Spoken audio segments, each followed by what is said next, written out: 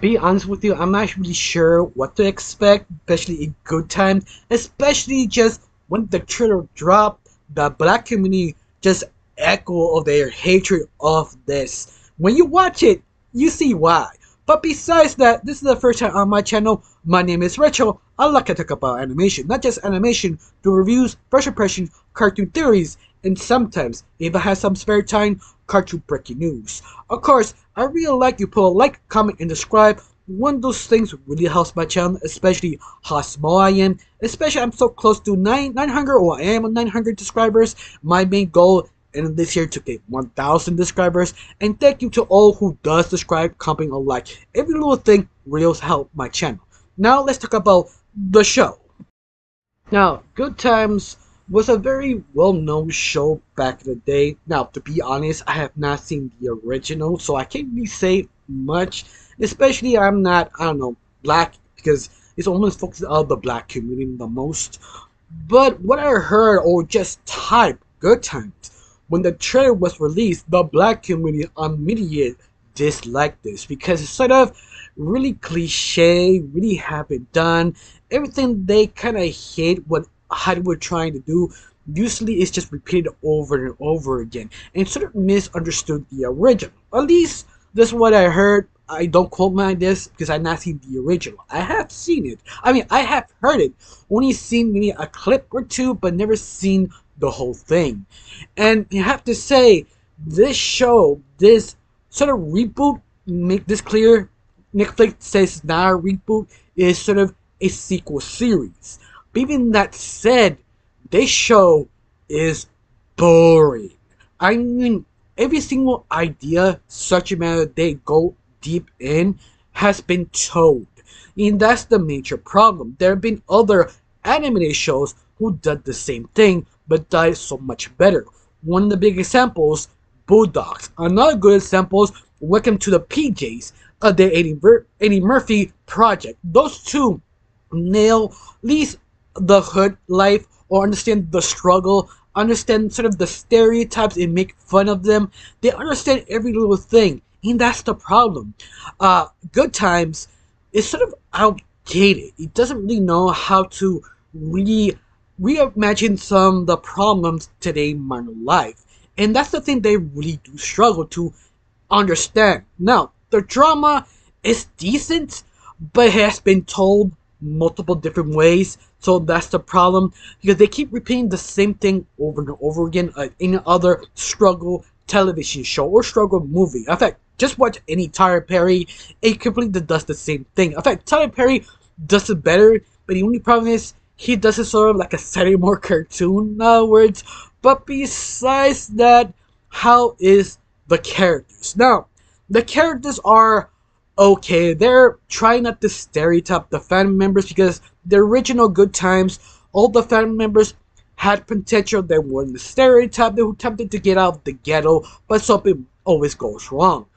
But this is the thing about this version, is that they try to do that, but sometimes they do something kind of and I think that's the problem. Like, everything they try feels has been done, even with the characters. Like, the father is complaining he doesn't have the money, tired about his family, doesn't want to help out. You have the mom who trying to unite the family, trying to do what she can. You also have the son and daughter. The son's not competent, but he also an artist. You also have a daughter who is outspoken activist. Once again, it doesn't sound that original. Even they attempted to go different ideas of this. Like, there an episode did talk about the period that I was sort of surprised they actually went there, because usually nobody wants to go that direction because they don't know what to say. And this one tried to do something with that. Yeah, I was sort of surprised. But also did other little things besides that. They talk about how the rich get richer, the poor get poorer. But once again, you already heard that. You could see in any Tyler Perry or any other show who a different race to talk about that specific subject matter. But the only problem is you're basically beating a dead horse with another dead horse. And that's the problem. Like, there is nothing very creative enough because it has been done. Ironically, there are stories that you retell but tell a different way. One of the big examples is Junior has sort of HDHD, in other words, that he cannot focus because he has so much energy or can't focus on the right thing, and they give him medication to focus on that. That's sort of a very cliche storyline. But if you go any further, in deeper, the different people who has that do different things to have self-control of their HDHD. One of the big examples that's a friend that actually told us he used to use white dust to actually help him to focus. But he does it with his own friends.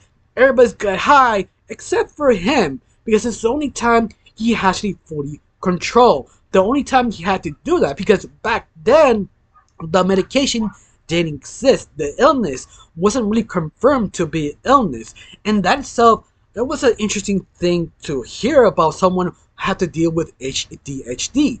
And this show could actually tackle that. But the only problem is they never did. They always make sort of surface level ideas that sometimes you have to do your research. Not that your research, you have to really hear of people who has been doing. Just ask them or online, and you could see all the different ways people deal with it and how many creative ways to do it.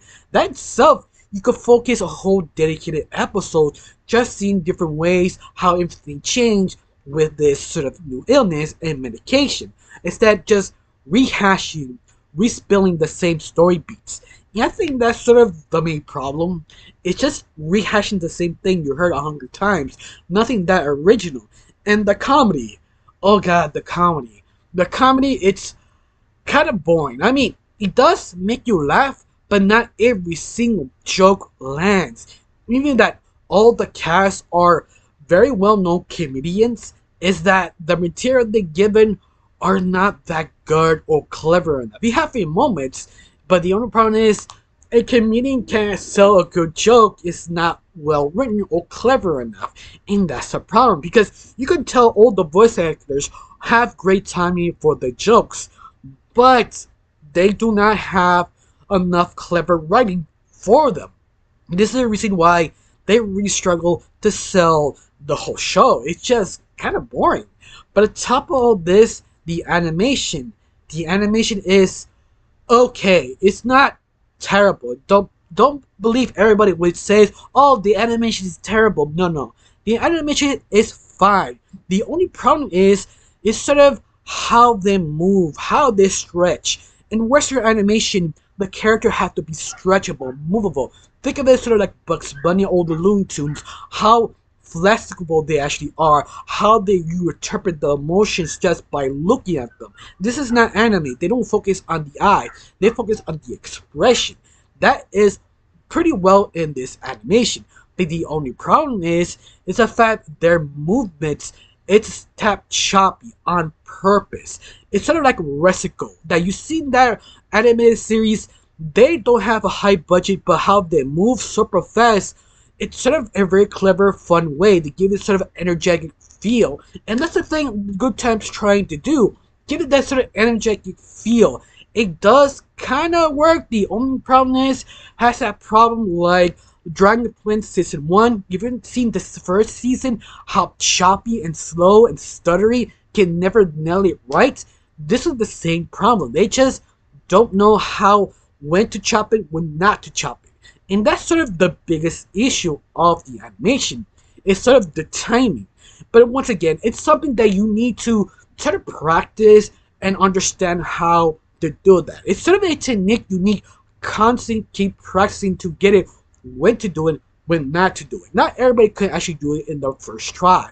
And that's sort of a props to it because they know what they wanted, especially how the camera work was, because the animation feels, they try to make it sort of like a Dutch angle, that sort of kind of sideways, kind of weird and abstract. They're trying to do that a couple of times, and it does work. Not all the time, but you want to feel that sort of weird, tiring, I'm tired of living in the hood kind of feeling. It does work, it doesn't work. It's sort of still figuring it out. Now, everything else, it was just okay. And I understand what the black community just despise this because it never does anything unique or original. Especially you're basically a mere shadow of the original, who is basically superior. But be fair, what I heard and what I line, even that series after the third or fourth season, it just sort of went down because of what happened to the father, or the actor decided to just quit because they stopped actually focusing on the main idea of the series. But once again, it's little things like that make this show sort of hard to recommend because it is very boring, very frustrating to watch, but yet it has its moments. But I do not fully recommend it, not even if you're a fan of the original, especially not a fan, because 100% sure you might be more mad than anything. Even if people are cartoon fans, I cannot recommend it. It's just boring. I mean, it really is. It has its moments. It has the clever moments, but you want to see something ghetto, make you fun of itself. Watch Welcome to the PJs and Bulldogs. Those two shows I highly recommend. This show, just forget about it. That's all I can say. Thank you for watching. Don't forget to subscribe and have a wonderful day. Bye.